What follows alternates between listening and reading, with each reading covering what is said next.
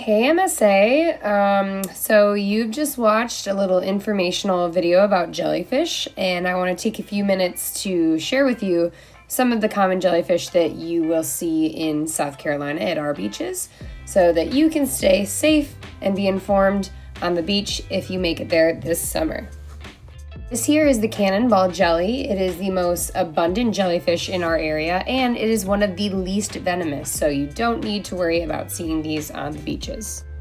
Another very similar jellyfish is the mushroom jelly, and it is not hazardous at all to humans. So again, don't need to worry about seeing these on the beach. This is the moon jellyfish. It is not very common and it is a little more venomous. If this jellyfish stings you, you will feel a little bit of discomfort on your skin. Same thing goes for this jellyfish, which is called the sea nettle. You can see as it's washed up here on the beach, it has those little brown markings. If this stings you, you will feel a little bit of discomfort. Another jellyfish found in South Carolina, although not often, is called the lion's mane. These are really cool jellyfish because some can grow to be some of the biggest jellyfish in the world.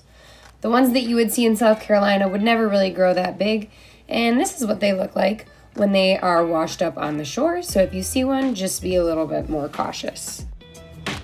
The last two jellyfish that you can see on South Carolina beaches, you would definitely need to seek medical attention for if you ever encountered one.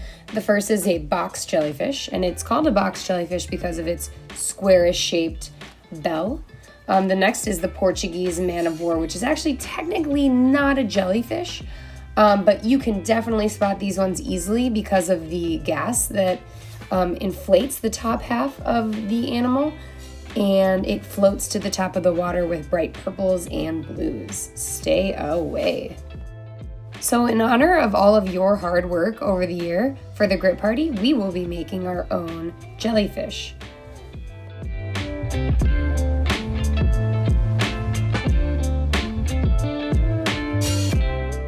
All right, hi MSA. Let's get started with our jellyfish craft. Remember, you can pause this video at any time if you need to. First, we're going to talk about the materials that you will need. So first, you will need any scrap piece of paper and a paper cup with 5 holes in it. The scrap piece of paper is going to be used for painting, so you don't get any paint on your desk. It can be any type. Next, you will need your paint. For in-person students, you're going to have a cup and your teacher can come around and give you some paint. For virtual students, you will get paint in a plastic container with a cap.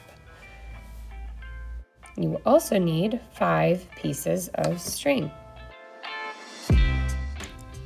googly eyes, and a paintbrush. And go ahead and pause the video now to hand out your materials.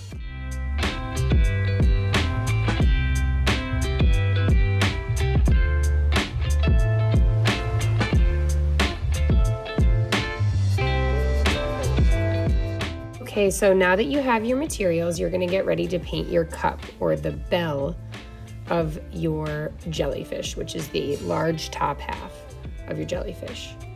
Make sure you have your scrap paper ready so you don't get paint on your desk. To start out, I want to remind you some things about using your paintbrush and painting. The correct way to hold your paintbrush is up at the top like a pencil and not at the back. You have more control over your paintbrush if you're holding it at the tip. You should also never put all of the bristles all the way into the paint. The only part of the bristles that needs the paint is right at the tip. If you're putting paint all the way to the end of the metal on the paintbrush, that paint's just going to get wasted and it's not going to get used.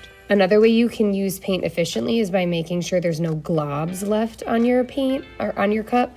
So if there's globs, that means there's too much paint there being used, and you would want to smooth it out so that that paint can be used more effectively on other parts of the cup. When you paint your cup, you're going to paint the sides and the top. If you have enough paint, you could even paint the inside if you want. Once your jellyfish bell has been painted, you're going to need to let it dry for about 5 minutes. It should be dry to the touch, which means if you touch it, no paint should come off on your hands. While you're waiting for your paint to dry, you could watch another jellyfish video. Please make sure you clean your paintbrushes during this time so that the paint doesn't dry onto the bristles.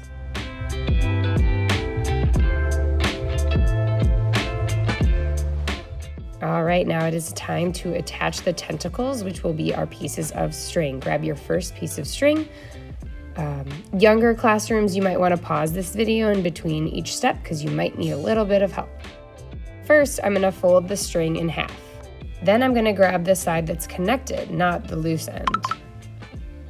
And I'm going to pick that up and fold it nice and tight and put that end through one of the holes.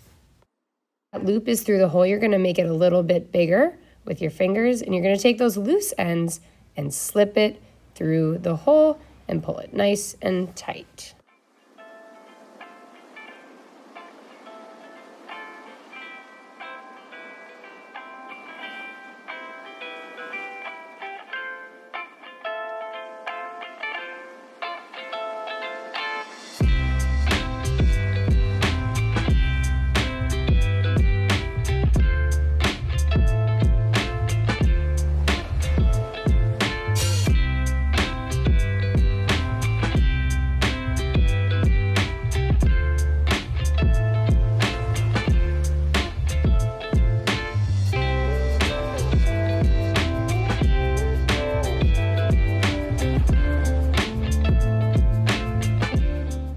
All right, so at this point you should have attached all of your string, and then the last and final step is to attach your googly eyes.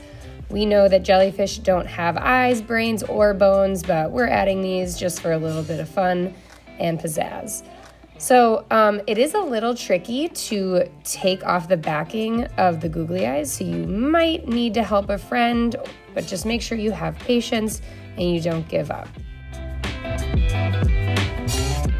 And since jellyfish don't have eyes, you can really stick these wherever you want. Whatever makes the most sense for you, that's where you can place them. All right, MSA, now you have your very own bioluminescent jellyfish. If you're out on the beaches this summer, make sure you share all of your new facts and information that you know about jellyfish. Have a fun summer, MSA!